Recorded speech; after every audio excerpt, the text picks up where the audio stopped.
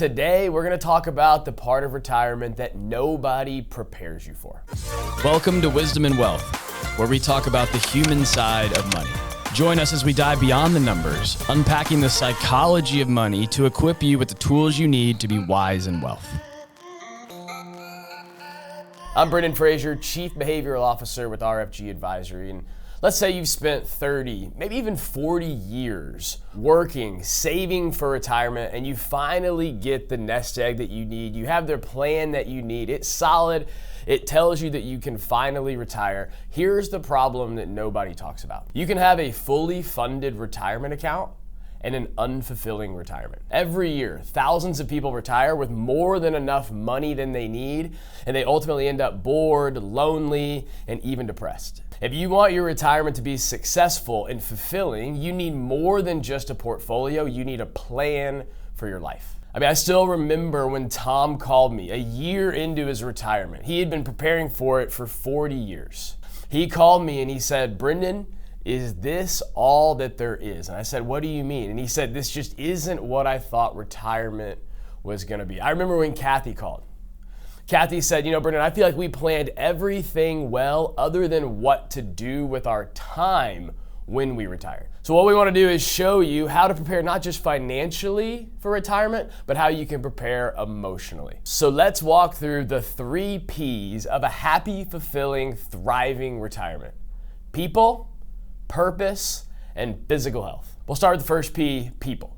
There's an ongoing study called the Harvard Adult Development Study. It's been going on for almost 80 years. And for those 80 years, they've been following the lives of people in search of answering the following question. They want to know, can we figure out what is the key to a happy and healthy life, no matter the age, no matter what stage of life you're in, no matter what situation that they find themselves in?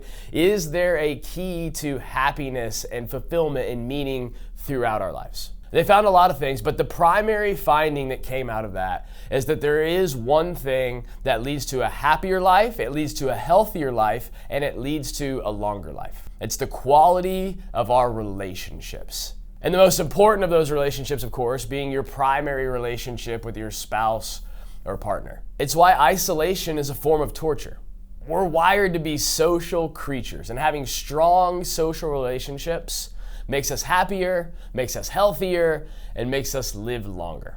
In fact, one of my favorite things that I found when you dig into this Harvard Adult Development Study is that one of the lead researchers, Dr. Robert Waldinger, is now on record publicly as saying that the results of the study, the results that they found around the importance of connection and social relationships, they were so compelling that he immediately went out and made changes and applied it in his own life to be more social and create more relationships in his life. Find your people. Invest in your relationship. Second P is purpose. The mistake most people make is they retire from something. They retire from the job that they don't like, from the boss that they can't stand. We want to change the way we look at it. Instead of retiring from something, you want to retire to something.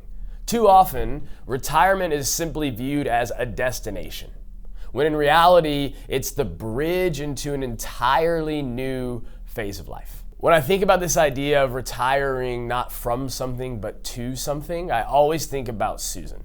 Susan retired from a 40-year teaching career, and sure, she didn't like the bureaucracy and the lack of autonomy that's inherent within working in a school system, but what she loved was teaching. So once she retired from the school system, the very first thing she did was she started mentoring first-generation college students. Or I think of Tom, who went from a tech executive to working in a bake shop because he wanted to learn something completely new, a completely new skill set. So when we think of purpose, oftentimes we start wondering, where can I find it? What does that mean? Purpose oftentimes comes at the intersection of 3 things: what you're good at, what you love, and what the world needs.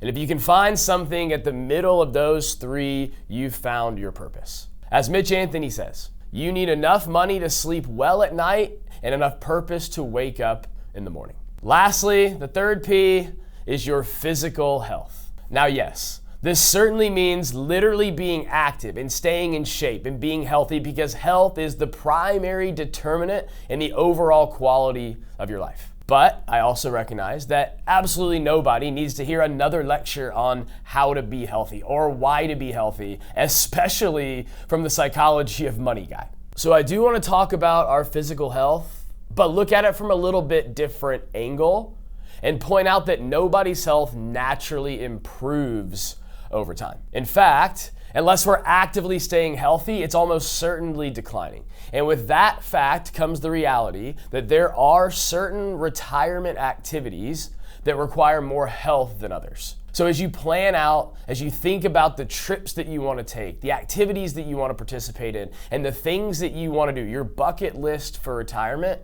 you want to make sure that you account for your health.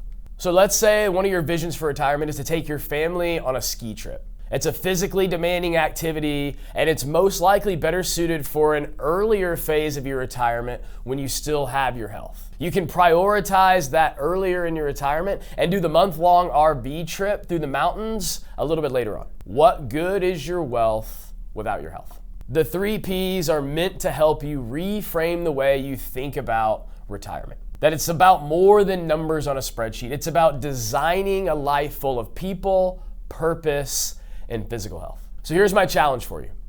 Pick one of the Ps, the one that stuck out to you most, and do something about it this week. If it was people, text a friend to get together. If it was purpose, ask yourself, what would I do for free on a Saturday morning without question? If it's physical health, think about your plans for retirement, your bucket list for the things you want to do when you retire, and make sure that you prioritize that list to align with your health. As always, if you have any questions, if you want to discuss this in more depth, reach out to your advisor and let them know. Until next time, stay wise and well.